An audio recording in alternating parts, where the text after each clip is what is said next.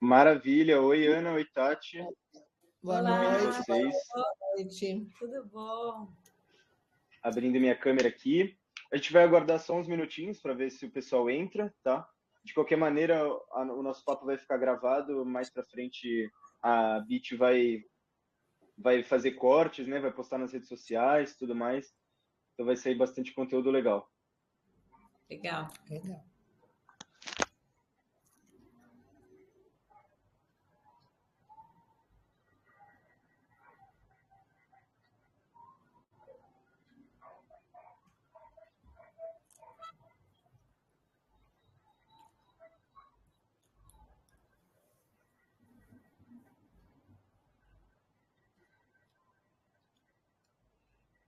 Ficou tão escuro aqui, não tô olhando não, assim.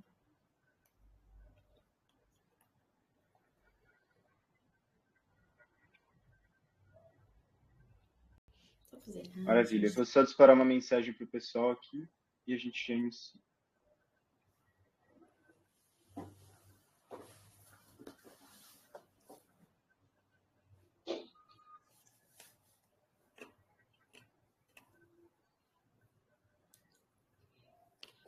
Eu tenho meu cabelo essa semana, tô me adaptando.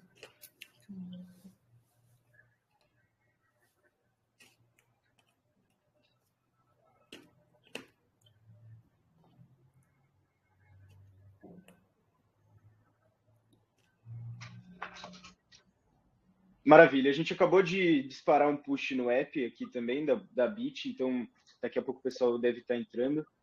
Vamos iniciar nosso papo. Eu queria primeiro agradecer a presença de vocês.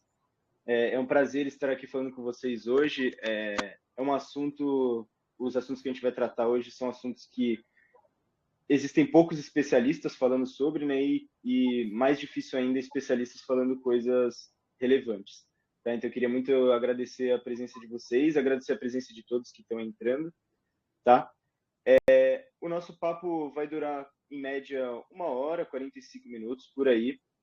Eu tenho algumas perguntas preparadas para vocês e depois a gente vai abrir para o público fazer algumas perguntas para vocês responderem. Tá bom? Até vou tirar uma fotinha aqui para convidar o pessoal do Instagram. Maravilha, pode tirar foto. Vamos convidar o pessoal do Instagram.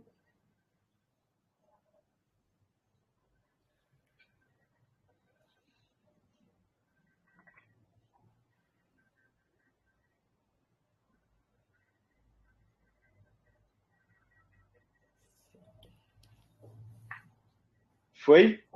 Foi. Maravilha, obrigado. Bom, antes da gente começar, antes de eu fazer as perguntas para vocês, eu queria que vocês falassem um pouco sobre quem é a Ana, quem é a Tati, o que vocês fazem, para o pessoal conhecer um pouco melhor, para quem não as conhece. Então, por favor, começando pela Ana. Boa noite, pessoal. Um prazer estar com vocês aqui. Minha primeira vez que eu faço live aqui no Telegram, né? Então, me desculpe aí qualquer coisa, né? Tô inexperiente aqui no Telegram. Para quem não me conhece, meu nome é Ana Paula Rabelo, eu sou contadora especialista em tributação de criptomoedas, assino o declarandobitcoin.com.br, que é um blog de notícias sobre impostos, atualizações fiscais, regularizações, enfim, eu faço o acompanhamento de tudo que acontece aí no mercado. Sou @declarando Bitcoin lá no Instagram. Lá eu tenho um programa que é o Saque da Loira, onde eu respondo dúvidas diretamente ao contribuinte, diretamente ao investidor, nosso parceiro aí de mercado. E quem não me segue lá ainda, já me siga. A gente tem também aqui um canal aqui no Telegram, onde a gente também larga aqui as novidades, um pouco menor frequência, não está muito familiarizada aqui com a rede. Enfim, eu comecei nesse mercado aí fazem 6 anos, né? E há 6 anos eu conheci o Bitcoin, me apaixonei pelo Bitcoin, sou Bitcoiner maximalista e de lá para cá eu estudo 100% do meu tempo sobre cripto, tributação, regularização, enfim, eu dedico hoje o meu tempo todo, né? Eu era perita judicial, à tributação de criptoativos. E estou aí para ajudar vocês no que precisar. Maravilha, obrigado. Ana. Agora, Tati, queria saber um pouco sobre você, por favor. Bom, boa noite a todos. Um prazer estar aqui com vocês. Assim como a Ana, também não estou muito familiarizada com o Telegram, mas acho que vai dar tudo certo aqui. Eu sou advogada, sou especialista em tributação, né? Eu sou professora também na área de tributação e em meados de 2016, a convite de uma amiga minha, eu fui fazer um projeto de um cliente de cripto. E aí eu entrei nesse mercado e desde então eu estou atuando com criptoativos. Comecei lá em 2016, num tempo em que ainda era meio árduo, então foi um tempo de estudo e maturação dessas ideias. E desde lá eu tenho atuado no mercado. Então, acho que essa é a minha experiência. Tenho tido bastante oportunidade de atuar em grandes projetos de cripto, então acabei ganhando uma bagagem nesse assunto, né? E assim como a Ana, me coloco à disposição nas redes sociais, Tatiane Prachedes no Instagram. Maravilha. Depois, assim que o nosso papo terminar, eu vou colocar as redes sociais de vocês aqui para o pessoal continuar acompanhando vocês, para continuarem essa conversa. Então, fiquem tranquilas, tá bom? Bom, os assuntos que a gente vai abordar hoje, eu vou ser 100% franco com vocês, assim como os nossos ouvintes aqui, eu também vou aprender muito, porque é um assunto que, para mim, ainda é bem nebuloso. Então, eu separei algumas perguntas aqui para a gente, relativas à regulação de criptomoedas no Brasil, impostos, tributação, declaração de imposto e tudo mais. Bom, a primeira pergunta que eu queria fazer para vocês é relativa à regulação atual das criptomoedas. Como está caminhando isso aqui no Brasil? Existem leis ou projetos de lei específicos sendo discutidos aqui no Brasil? Quer falar, Tati? Pode começar a regulamentação. Bom, a gente tem hoje uma lei específica que, em tese, seria o marco regulatório de criptoativos no Brasil, né? Essa lei, na verdade, ela se dispõe a trazer diretrizes para as prestadoras de serviços com criptoativos. Então, ela tem por objetivo principal trazer algumas regras de regulamentação, inclusive com a indicação do Banco Central como órgão regulador. Também traz disposições sobre combate à lavagem de dinheiro e algumas questões envolvendo tipos penais, né? Crimes relacionados à economia e que tenham sido praticados com a utilização de criptoativos. Mas a despeito disso, o que é importante que a gente entenda é que existem muitas regras que acabam sendo aplicáveis aos criptoativos que não sejam necessariamente totalmente ligadas a esse ecossistema, né? Então, quando a gente está falando, por exemplo, lá em meados de 2016, quando a primeira vez a Receita Federal vem falar sobre declarar criptoativos, ela faz referência a uma legislação pré-existente aos próprios criptoativos, entendeu? Então, nós temos leis específicas, teve um momento específico no nosso histórico que tinha alguns projetos borbulhando, e temos um marco regulatório, mas alguns dispositivos legais que também se aplicam aos criptoativos, às operações com criptoativos. Importante aqui a gente entender que a gente ouve muito as pessoas rebaterem, mas os criptoativos não são reguláveis, Bitcoin não pode ser regulado, enfim. E essa legislação, quando a gente fala nessa regulação, nós estamos falando na regulação das empresas que compõem o ecossistema. Não é uma regulação do Bitcoin, não é uma regulamentação do criptoativo em si, até porque não se tem como fazer isso, né? Não se tem como regulamentar a blockchain. Então, na verdade, a gente tem que ser muito claro sempre com relação a isso, porque existe essa certa confusão. Essa regulamentação, ela se dá no entorno do ecossistema que, enfim, que trabalha, que negocia, que custodia esses valores hoje no Brasil. Perfeito. Confunde com a legislação de tributação. Essa sim, a legislação de tributação, essa sim aí diz respeito às criptomoedas, aos criptoativos. Com certeza. Então, vocês diriam que hoje a maior preocupação do setor público é em relação à tributação mesmo, das questões mais centralizadas, que seriam as corretoras e tudo mais? Não, são dois pontos distintos aqui. A preocupação do regulador com relação às corretoras, ao mercado em si, aí diz respeito justamente à questão da evasão de divisas, a questão da lavagem de dinheiro, a questão dos golpes, né? A gente teve aí um período de pirâmide muito forte, né? Então, diz respeito a isso, a regulamentar essas empresas que hoje tratam um mercado gigantesco, né? E que o governo começou a enxergar que esse mercado está precisando aí de algum controle, né? Então, aí entra o regulador e aí nesse papel será o Banco Central que vai fazer isso. O outro ponto é que à medida que o mercado cresce, a Receita Federal, né, começou a enxergar também que o poder de arrecadação das criptomoedas. Então, a gente teve lá no primeiro momento onde ela falou nisso, né? Ela trouxe no perguntão lá de 2017, que é de 2016, né? Ela trouxe no perguntão que sim, os ativos virtuais deveriam ser declarados, né? E a partir daí ela, ano a ano, vem corroborando isso e aumentando o aparelhamento do Estado, do governo em si, na fiscalização dos criptoativos, das criptomoedas, enfim, né? Aumentando a fiscalização e detalhando melhor a forma de tributação, porque a tributação, na verdade, ela é praticamente a mesma desde que a Receita fala no assunto, né? Salvo as mudanças que aconteceram agora com a lei das offshores, depois a gente vai falar nisso, mas do restante é, na verdade, um maior aparelhamento do governo em caçar, né? Caçar tributos, digamos assim. Perfeito, maravilha. E o que vocês acham hoje que o investidor de criptomoedas ele tem que ficar mais atento com relação às normas vigentes hoje no nosso país?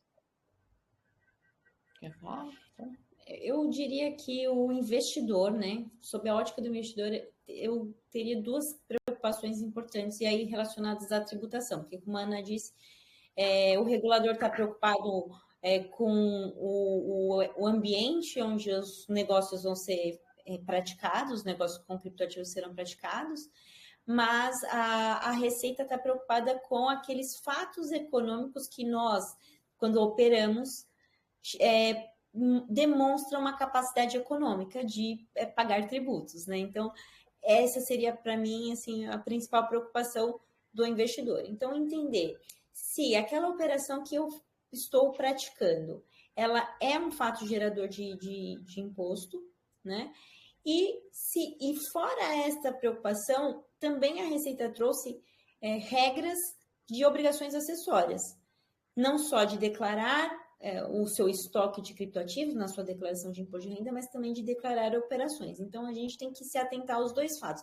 Às vezes, não basta só pagar o tributo, a gente também tem que cumprir com aquelas obrigações acessórias que são inerentes a essa situação de também pagar o tributo. Quer complementar? Eu costumo, assim, classificar as preocupações do contribuinte hoje devem ser os 4 Cs aqui, que é os 4 conhecimentos aos quais hoje todo investidor de criptoativos tem que estar esperto. E até porque a gente tem que pensar que investidor de criptoativos, ele é um investidor mais complexo. As operações são mais complexas, ele é um investidor de um grau elevado aí de capacidade de investimento, né? Não só pelo volume das operações, mas pela gama de operações que ele pode fazer, pelo o grau de conhecimento que ele tem que ter, né? E ali esse aí que ele tem que ter, sim, conhecimento de impostos, ele tem que conhecer, ele tem que aprender quais são, o que a Receita Federal está cobrando dele, o que os órgãos reguladores estão pedindo. Então, ele tem que conhecer isso. Se ele não conhecer isso, ele vai cair em multas e juros aí desnecessários, vai cair nesse aparelhamento novo aí da Receita Federal, inclusive de maio. Em segundo lugar, ele tem que ter salvaguardado os dados dele, ele tem que ter capacidade, condições, conhecimento de buscar as transações, de baixar extratos, de ir armazenando os dados dele. depois ele tem que aprender, sim, a fazer os cálculos dele, ou providenciar um contador, o que seja, ele tem que se preocupar com isso, para, no fim das contas, aí sim entrar o declarar. Né? Então, hoje eu vejo que o contribuinte, às vezes, ele tem muito, eu preciso declarar ou não, declarar é a última coisa. A primeira... primeiro, ele tem que fazer todas as outras, né? Declarar é só a transcrição final de tudo aquilo que ele fez durante o ano inteiro. Perfeito, maravilha. Ana, hoje existem já muitos profissionais na contabilidade especializados em criptoativos ou ainda é um mercado que está em passos curtos? Então, eu diria que não, os contadores, ou eles estão chegando ainda no mercado. Eles estão chegando no mercado, estão descobrindo o potencial do mercado, estão entendendo que é um mercado legal, que não é um mercado não regulamentado, como se dizia antes, esse mercado não é regulamentado, isso é pirâmide. Então, existe muito esse diz que me diz que ainda ao redor, né, dos criptoativos, mas cada vez menos. Esse ano, por exemplo, eu dei palestra no Conselho Federal de Contabilidade. Né? Então, algo que até então nunca tinham me convidado para. Né? Então, assim, as coisas estão progredindo. Eu mesma, eu tenho um curso de formação de contadores, que toda vez que eu abro uma turma, o curso lota. Né? Tem vários contadores lá que me seguem. Hoje eu já tenho aí uma gama de alunos que hoje já prestam serviço na área. Então, a gente vê, sim, caminhando isso, tá? Ainda, eu acho que mais a passos lentos do que o ramo jurídico, né? Temos mais advogados na área de blockchain do que contadores, mas sim a gente vê uma crescente aí nessa procura. Perfeito, maravilha. Eu ia perguntar para a Tati se ela sente também isso no setor do direito, mas se você quiser acrescentar alguma coisa, Tati. Assim, a gente tem ainda, é um ramo que não tem tantos profissionais como a gente tem nos ramos tradicionais, né? Civilista, trabalhista, que são áreas muito fortes, mas nós temos já especialistas, e no âmbito jurídico a especialização ela acaba sendo até muito ampla, né? Porque a gente tem esse viés da tributação, e por exemplo, o viés que eu acabo trabalhando, porque eu sou tributarista por formação, mas nós temos também outros colegas de outras aplicações do direito, como direito societário, regulatório, que também estão se especializando nesse novo ambiente. Então, por exemplo, no direito societário, vamos fazer integralização de capital social com criptoativos. No direito regulatório, como é a relação com o regulador, o que eu preciso fazer para estar em compliance com essas exigências. Então, no âmbito jurídico, talvez até por essa característica de a gente estar mais abrangendo outros assuntos também que envolvem o setor, talvez a gente tenha mais profissionais já mais capacitados dentro desse ambiente. Perfeito. A gente, quando pensa em cripto e relacionando isso com o direito, a gente vai direto à questão da tributação, né? Mas o direito, ele toca em diversos pontos do ecossistema mesmo. Muito bacana. Agora, falando um pouco sobre os impostos e a tributação em si, entrando nesse assunto, quando é que a venda de criptomoedas ela é tributada aqui no Brasil? Existe um limite de isenção para o investidor? A gente tem a situação a gente tem 3 limites que a gente tem que conhecer. Isso todo investidor de cripto tem que conhecer. Um deles é o limite de R$35 mil, que esse limite é o limite de isenção no Brasil. Hoje, somente no Brasil, até 31/12/2023, era global, valia tanto no Brasil quanto no exterior. Hoje, no Brasil, se a soma das tuas alienações no mês não for superior a R$35 mil, tu estás isento de imposto. Soma das alienações, ou seja, tu soma vendas, tu soma permutas, né, as trocas, tu soma tudo isso, não é lucros até R$35 mil, que é algo que a gente ouve erroneamente no mercado a todo momento. Então, a nossa faixa de isenção hoje é R$35 mil, é com relação à soma das alienações, esse limite é mensal e ele só acontece no Brasil. Já no exterior não temos mais esse limite de isenção. Esse limite de isenção acabou para o exterior em 31/12/2023. Depois temos o limite da IN 1888, né, que a Exchange Nacional ela tem que entregar mensalmente para a Receita Federal o reporte previsto na Instrução Normativa 1888 da Receita Federal. Isso acontece todos os meses e é a Exchange quem faz esse reporte, de qualquer valor. Quando tu operas em carteiras fora de nacional, no exterior, esse reporte cabe a ti, contribuinte. Aí tu tens que fazer mensalmente esse reporte, e aí sim, somente quando a soma das transações forem superiores a 30 mil reais.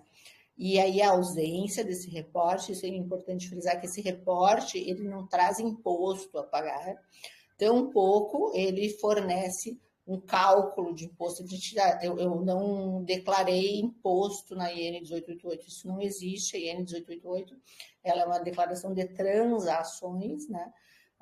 E aí sim, quando acima de 30 mil reais, é o contribuinte quem vai fazer essa declaração. A ausência dela gera multa para o contribuinte e essa multa é cumulativa. E o último limite que ele tem que estar ligado é o limite de 5 mil reais, que o limite de 5 mil reais é o limite para ele informar lá na declaração de bens e direitos do imposto de renda dele, os criptoativos que ele tenha custo de aquisição igual ou superior a 5 mil reais, em caso de obrigação da declaração de imposto de renda. Perfeito, maravilha.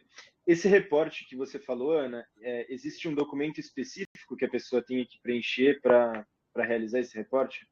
Boa pergunta. Não existe um documento, existe assim, a gente tem duas formas de entregar IN 1888.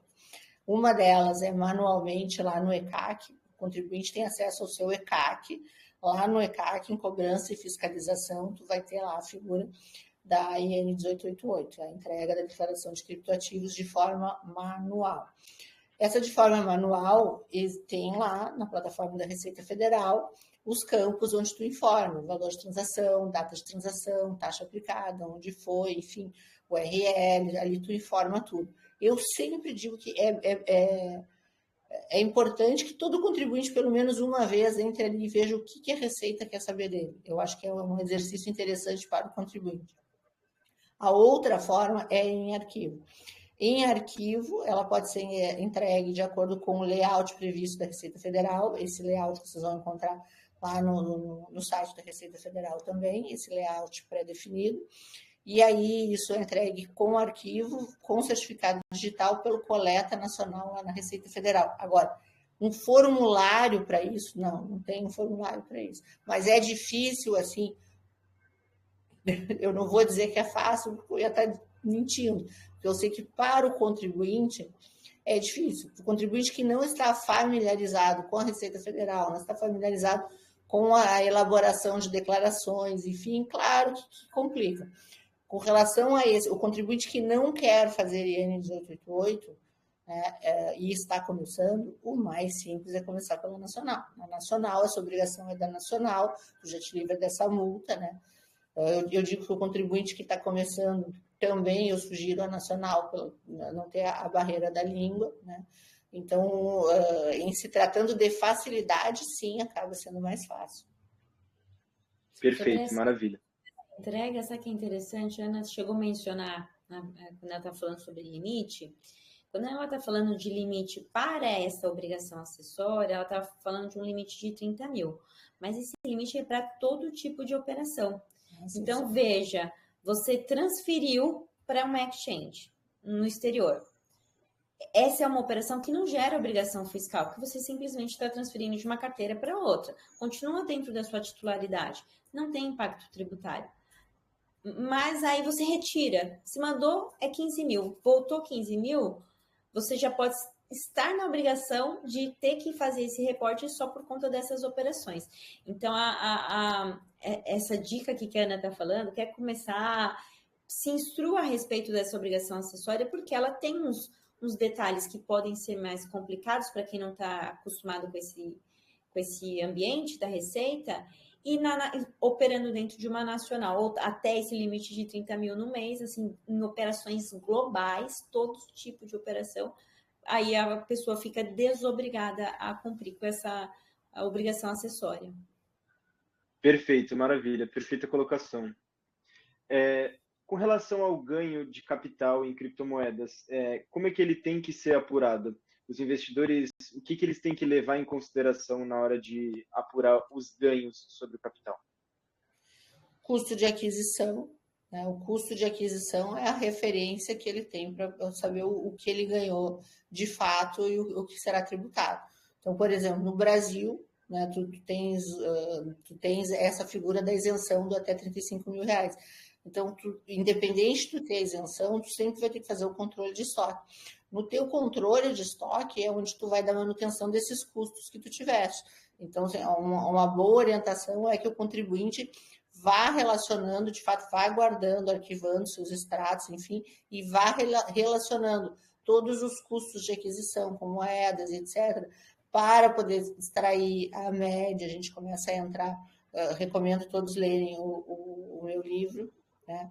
Inclusive, tem um dos meus livros, tem um livro que é o Manual Básico para o Investidor. Esse livro é gratuito, baixa ele lá no Instagram, que ele já te dá uma boa referência. E aí, sim, querendo se aproximar,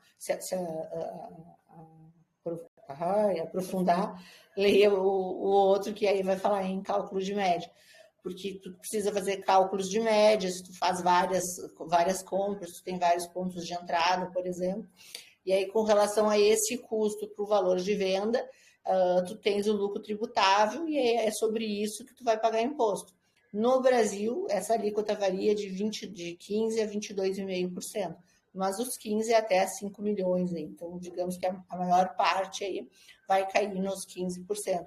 Já nas exchanges estrangeiras, que tu não tens a figura mais da isenção, qualquer alienação que tu fizer com o lucro, tu já vai ter aí a figura do ganho de capital. Lembrando que permuta cripto, ela é tributada e ela também vai ter esse ganho de capital. Por exemplo, comprei um Bitcoin ontem, hoje o Bitcoin subiu, né? Hoje eu peguei esse Bitcoin e troquei por, sei lá, por Solana, né? Então, eu realizei esse Bitcoin hoje com lucro pela cotação de hoje. Essa diferença dele de hoje para ontem, ela é tributada no momento que eu fiz a troca pela Solana. Perfeito, que maravilha. Então, a gente só vai ter a apuração desse imposto sobre o lucro quando for realizada uma negociação. Então, quando eu converter o meu Bitcoin com lucro, por exemplo, para real, ou para dólar, ou para outra criptomoeda, se eu manter ele parado, eu não preciso fazer isso. O hold não tem imposto, né? O fato gerador, ele é a alienação, como a Tati bem colocou antes. Tu trocou de endereço, transferiu, não vai pagar imposto, certo? Ficou paradinho lá na tua carteira, tu não vai pagar imposto. O fato de tu comprar cripto não te traz a obrigação de pagar. Ela pode te trazer, o fato de comprar pode te trazer a obrigação de reportar a IN 1888, por exemplo. Mas de pagar imposto, não, porque não tem fato gerador. O fato gerador sempre vai ser a alienação. Perfeito. Maravilha. Tem um ponto bem interessante aqui sobre esse referencial da alienação. A legislação do imposto de renda vai falar o seguinte, que alienação é a compra e venda, né? O tradicional, compra e venda, a permuta, a troca, mas ela traz outras operações. E aqui também serve a atenção para o investidor em cripto. Então, tem algumas operações que eu gosto de chamar atenção. Uma delas é a dação em pagamento. Então, veja, você me vende o seu carro e eu te pago com Bitcoin. Quando eu te pago com Bitcoin, essa dação em pagamento, ela é um fato que se concretiza a alienação do criptoativo, né? A doação também, né? Então, a gente tem que tomar cuidado que tem várias situações em que a alienação, que é um gênero de que todas essas outras operações são espécies, então, nessas situações, o contribuinte, né, o investidor tem que ficar atento para verificar se não é uma situação de tributação. Perfeito. Outra situação que me veio a dúvida. Se eu transferir um valor de Bitcoin, por exemplo, de uma corretora para outra, havendo lucro, isso não está não entra nesse caso, certo? Não, Porque não porque é tem... uma troca de endereço, é uma transferência. Então, eu tenho em X corretora, tirei dali para minha carteira. Teve fato gerador? Não, não teve fato gerador. Eu tinha guardado em um lugar e passei a guardar em outro. Maravilha. Agora, está guardado na carteira da Ana, eu transferi para a carteira da Tati. Aí não é uma transferência, existe aí uma relação jurídica, Perfeito. é uma hash dos CPFs, né? Então, aí passa a ter que existir uma relação entre as partes. Aí seria uma Perfeito. alienação. Maravilha, maravilha. E sobre os cuidados que o investidor tem que ter para manter as suas documentações, os registros fiscais em dia ao operar com cripto? Primeiramente, assim, aquilo que a Ana falou, né? Conhecendo, você vai entender um pouco do que o fisco vai te exigir. Então, um dos cuidados que eu chamaria atenção é manter pelo prazo decadencial. O que é o prazo decadencial? O prazo que o fisco pode vir e te cobrar a respeito daquela situação. Manter pelo prazo decadencial, que é de 5 anos, a documentação organizada para que, em caso você seja fiscalizado, você tenha a condição de demonstrar para o fisco como as operações se deram, né? Se você tem a prova da compra, a prova da venda, tudo isso para dizer que aquela apuração que você oferece em declaração está correta. Né? Porque o fisco recebe, você paga o DARF, ele não vai falar nada, mas se ele te fiscalizar, ele vai querer saber se aquela sua apuração está correta. Correto. Né? Então, Perfeito. esse é um detalhe importante. Não, acho que é isso. Eu sempre digo o seguinte, ó. Tem que ficar sempre muito atento aonde tu vais negociar, aonde tu vais transacionar teus criptos. Se vai optar por uma exchange, opte por uma que te dê extratos, uma que te dê retorno, uma que te dê suporte, né?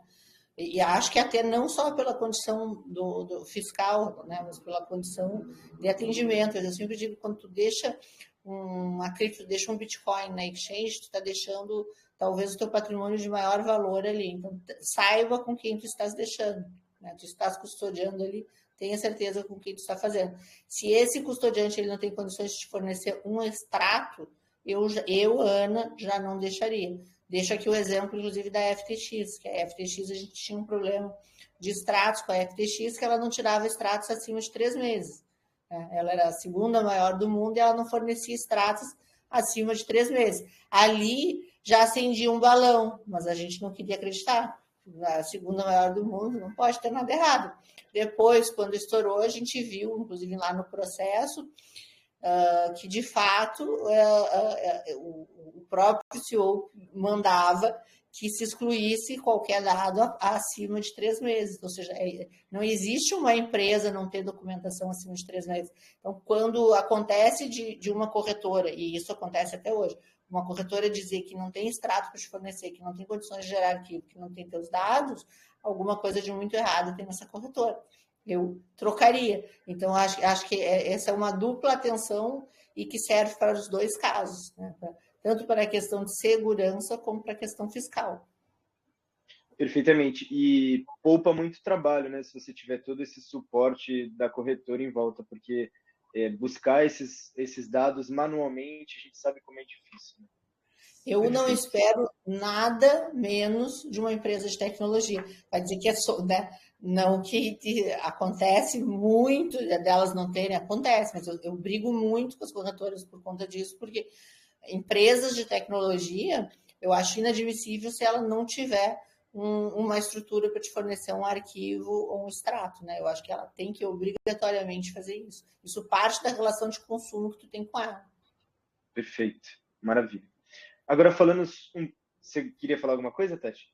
Ela falou relação de consumo, eu ia falar, a gente volta lá no começo da nossa conversa. Inclusive, aquela lei que regulamenta diz o seguinte, que será aplicável as regras do CDC nas condições nas relações de consumo. Então, a gente também tem o direito, quando investidores, de exigir o mínimo da relação de consumo. Perfeito, maravilha. Não é porque é um ecossistema que ainda está em desenvolvimento que as leis anteriores não vão ser aplicadas. Né? Perfeito.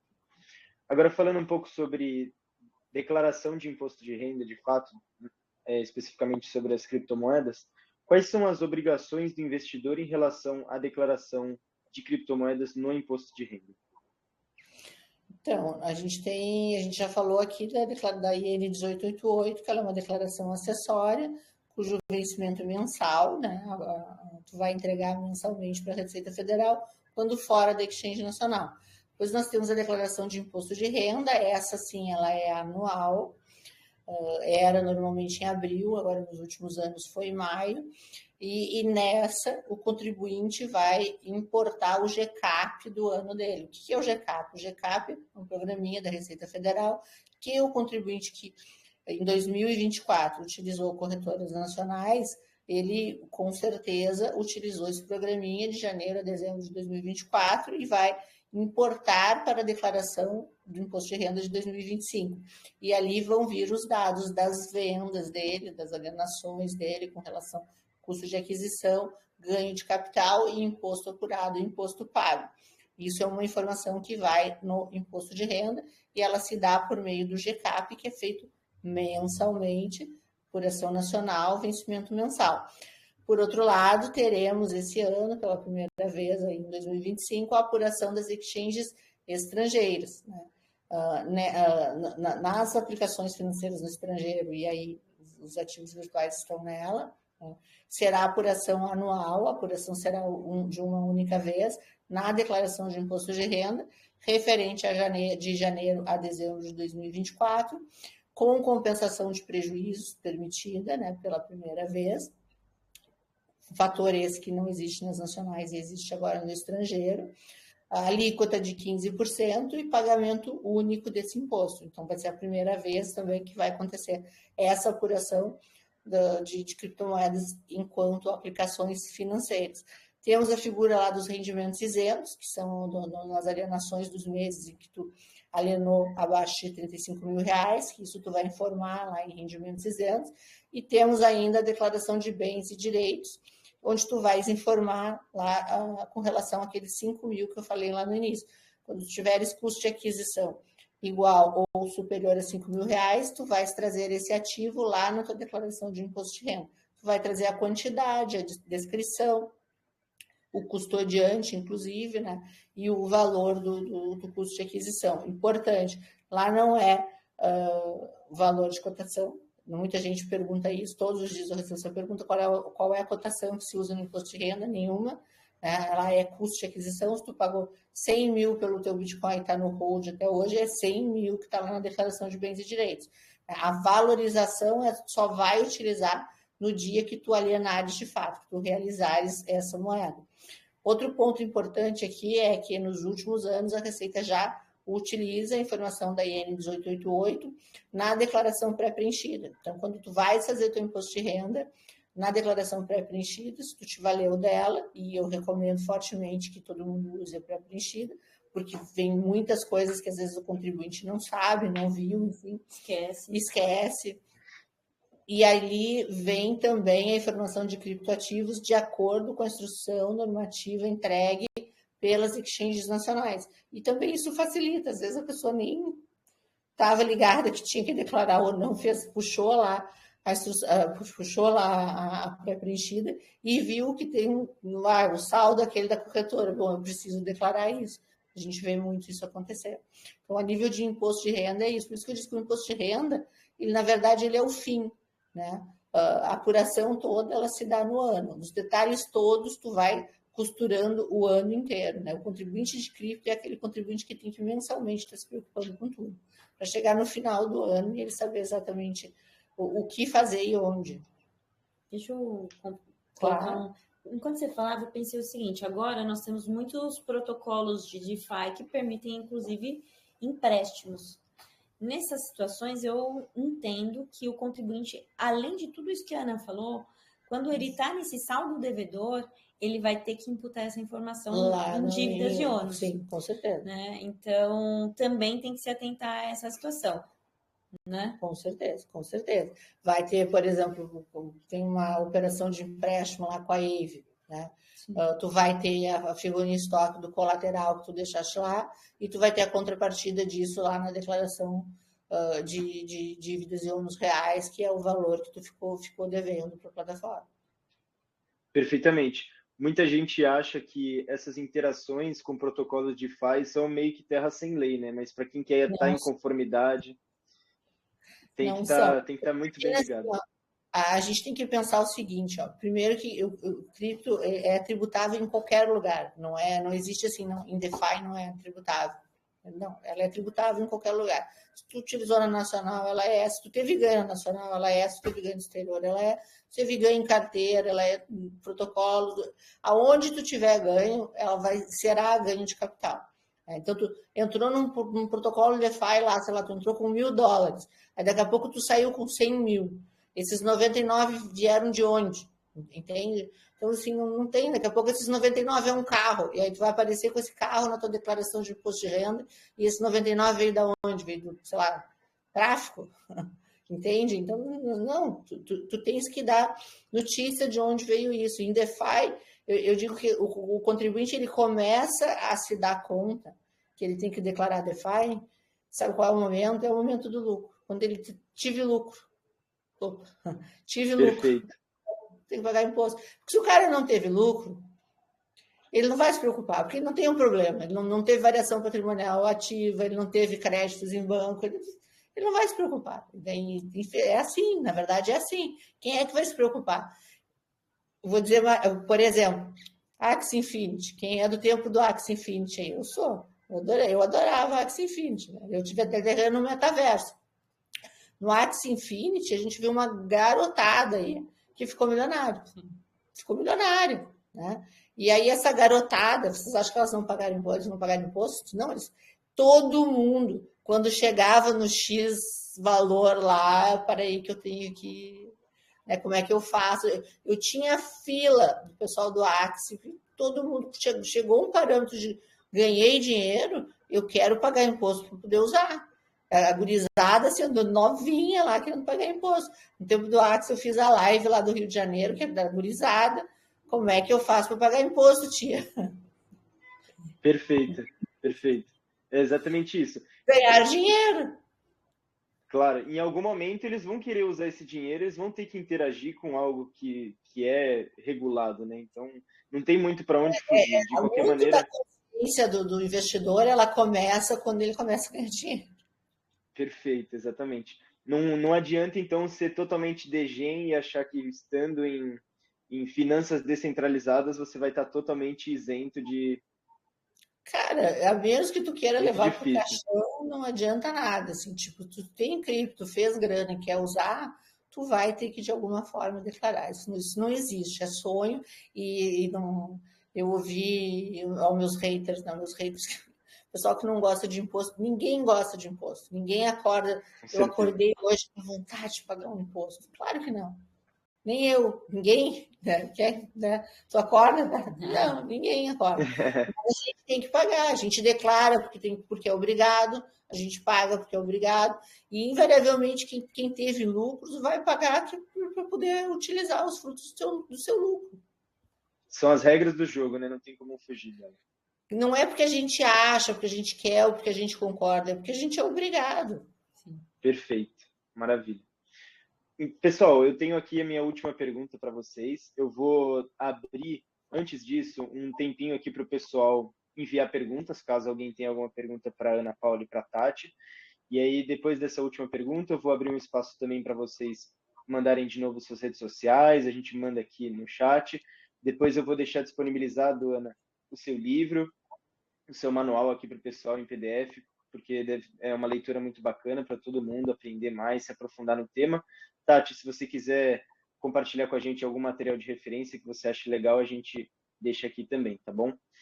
Bom, minha última pergunta é: o que acontece caso o investidor não declarar as suas criptomoedas corretamente? Existe alguma penalidade, alguma consequência? O que acontece com ele? Chama a Tati, que a Tati defende. Diz aí, depois faz o teu jabá e faz o teu telefone. Perfeito. Bom, pode passar. Duas situações podem acontecer. Uma é, não acontece nada. A pessoa passou ilesa. Mas aí a gente tem que pensar na segunda hipótese, que é eventualmente essa pessoa ser fiscalizada e nessa fiscalização a Receita Federal fazer um lançamento, um arbitramento de uma renda que ela vai fazer de acordo com aquilo que ela tem de evidência de evolução patrimonial, de operações e tudo mais. E ela faz esse lançamento, cobra-se, então, portanto, o imposto, e juntamente com esse imposto vem as multas, que são aquelas multas punitivas. Essas são severas. Ela é uma multa de 75% do valor do imposto que foi omitido, e se ela for agravada, ela pode chegar até 150% do valor do imposto que foi omitido. Então, fica puxado, né? Então, como a Ana falou, se você não quer levar para o caixão, se você quer usar, e quando a gente começa a usar e começa a demonstrar a evolução patrimonial, a Receita Federal ela consegue capturar essa condição econômica de pagar os tributos, tá? Aí, óbvio, né? O contribuinte pode ter ambiente de defesa, às vezes é uma situação que o arbitramento é maior do que aquilo que realmente aconteceu, depende muito do que o contribuinte consegue produzir de provas, por isso a gente reforça a guarda dos documentos, né? Mas é isso. Se não declarar nada, não apurar os tributos quando a situação exige, pode nada acontecer se você passar a margem da fiscalização, ou você pode ser autuado. Tatiane, qual é a probabilidade de eu passar a margem da fiscalização? Olha, aqui eu teria que ter bola de cristal para te dizer um percentual de chance aqui, mas vamos fazer o seguinte raciocínio. Eu falei para você que o prazo decadencial é de 5 anos. Então, de hoje até 5 anos para frente, a Receita Federal pode voltar aqui e falar o que você fez hoje, o que você vendeu no dia 19 de setembro de 2024. E a gente já sabe que a Receita Federal ela está aparatada e ela continua se aparatando em termos de conhecimento e evolução em relação às operações com criptoativos. Então, a probabilidade é essa, né? O quanto a Receita vai conseguir se aparatar mais e mais, lembrando do prazo decadencial de 5 anos aí, que dá uma margem boa dela se organizar. E lembrando do Analytics da Receita Federal aí, que é a IA da Receita Federal agora, para rastrear esse tipo de coisa. Sim. Então, tem que analisar muito. Aí tem que pesar. Eu costumo dizer assim, a gente não pode fazer, não é uma catequização a pagar imposto. Cada um sabe o risco que está disposto.